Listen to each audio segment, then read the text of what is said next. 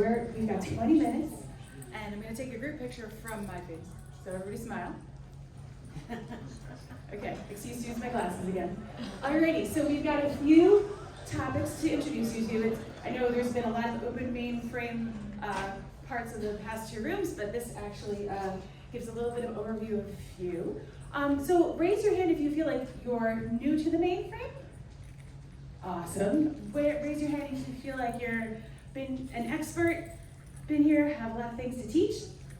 Okay, good combo. And somewhere between? Somewhere between? Yeah, I agree.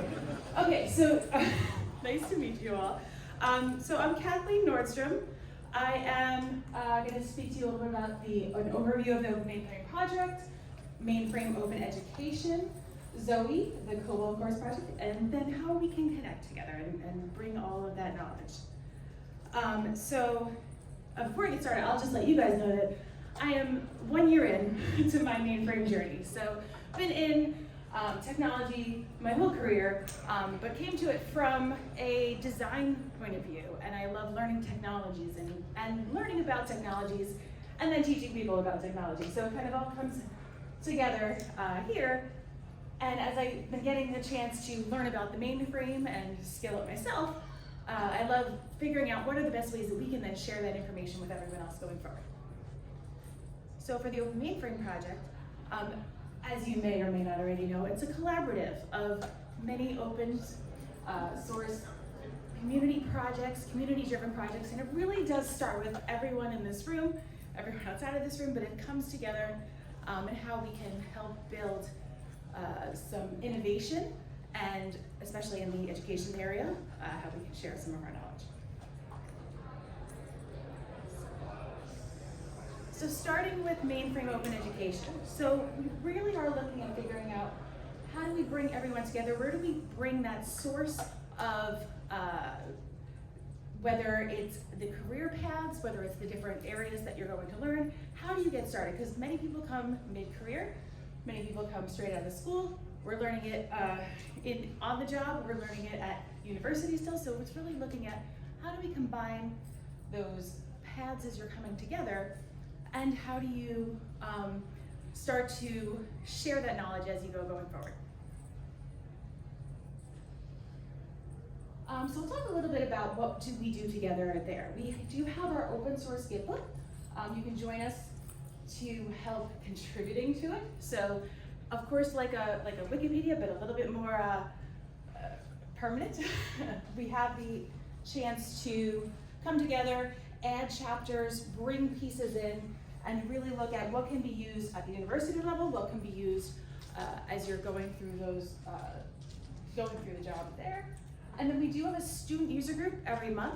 If you haven't gotten a chance to join that already, we do have some great stories from new mainframers. So it may be someone just starting in their career, but really understanding, again, how does everyone come into this world and really start sharing their information with each other? What was your first experience with the mainframe? What was your first step towards taking that journey to learn, whether it's development, system programming, data. So as we get together each month, we also get a chance to go through the Gitbook.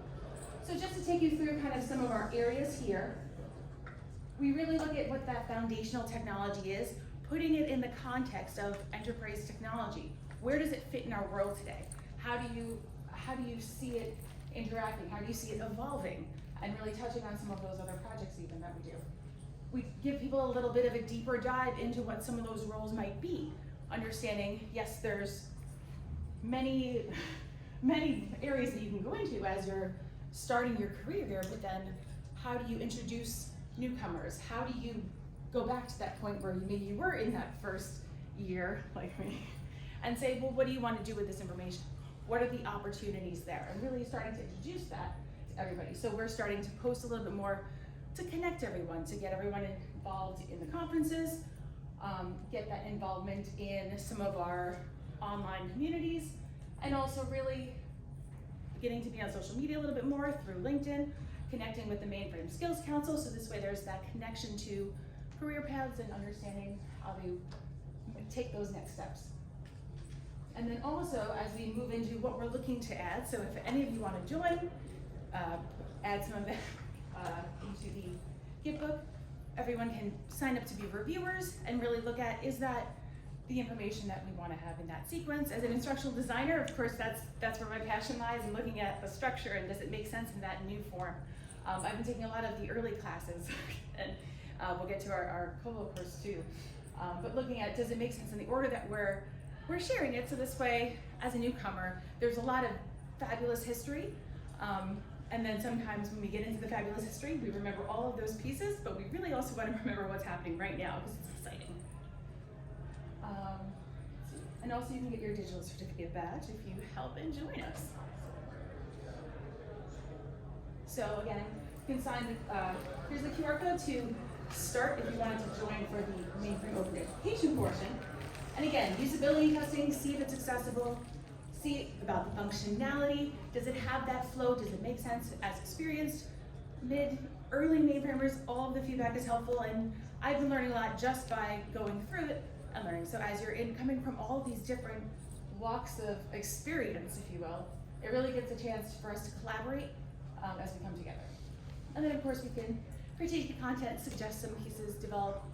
We're sharing, we're connecting to Z-Explorer, so this way we know where to send everyone for that foundation, which is a good segue to talk about Zowe, because Zowe is incorporated into Z-Explorer. How many folks have heard of or played with Zowe? Good, excellent. So to give you the quick version, it's the open source framework that's really innovating on how you can securely manage, control, script, and develop on the mainframe, and it really opens those doors up. Speaking to students, it's opened some eyes to realize you're not necessarily in the green screen environment, and you can be in VS Code and doing some of those modern areas. So access, integrate, innovate. Really looking at, can you use Zowe CLI? How does the API mediation layer come into play? Web UI, and of course, Zowe Explorer. And we have our, just to note, we have our champions amongst each of those. We've got Rose here, we've got Nancy here from Mainframe Education. So if you have questions, you can come to me, and I will also share them with you. We've got Michael also for our next area. So thank you guys for giving room. So again, how to get involved, really learn how it works. Taking those courses, we have a foundational curriculum on Interskill, and also are creating additional education materials as well, pointing to those through Mainframe Education. Also, the regular quarterly demos where you can get a feel for what's new, latest and greatest coming up there. And then also we have once you start using it, get your feet wet. If you are at that point, anybody in the create mode yet? Okay, well, we'll get you there. So, but again, it's the open source community developing, contributing, and looking at what is that modernization pathway, so this way we can all come together and get to the next step. And then I do have a QR code for you on this one that'll take you to Zowe Docs, because there are some great manuals. Everything you do need to know can also be accessed through Zowe Docs as well. There's also the Mainframe Project page and the GitHub as well if you are looking to download. So I'll step out of the way for the QR code.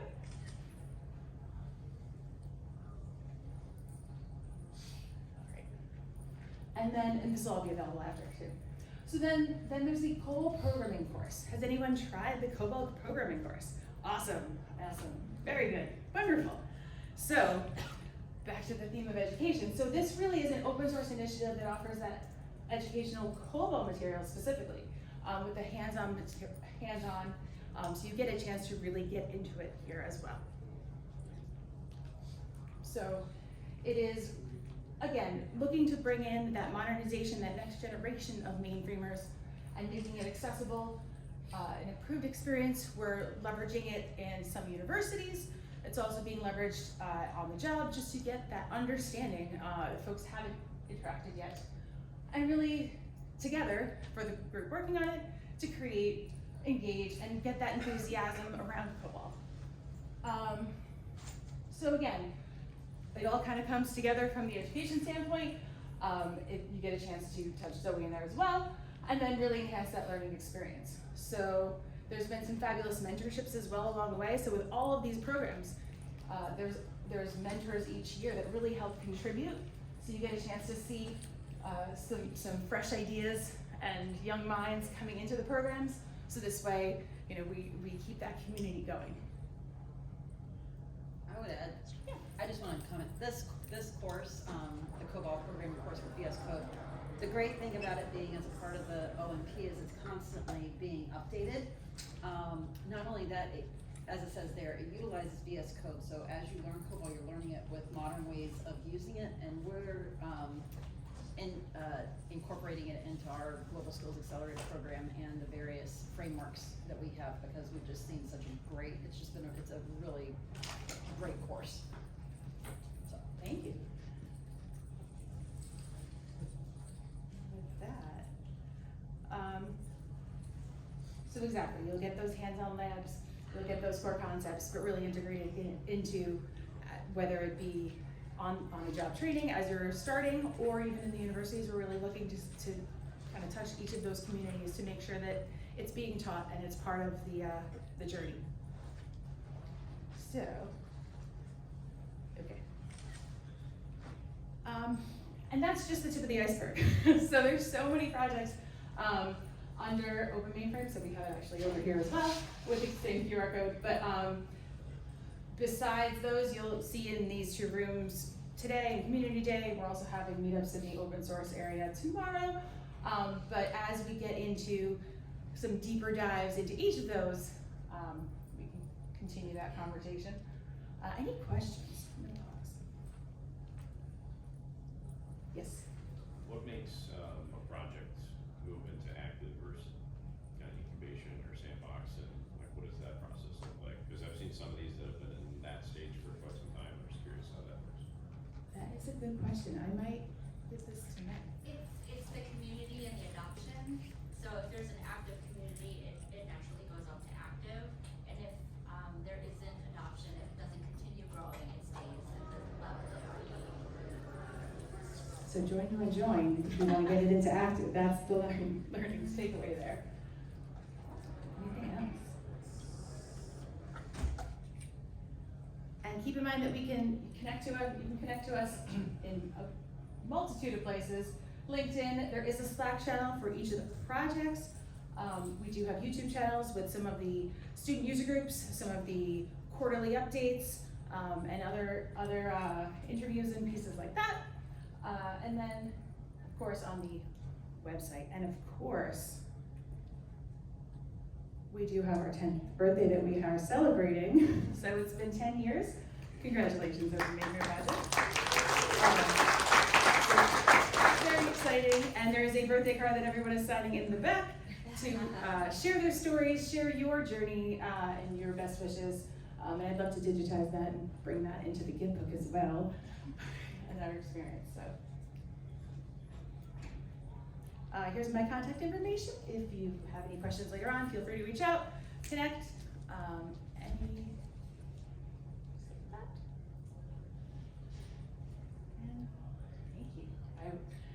The 20 minutes I can continue.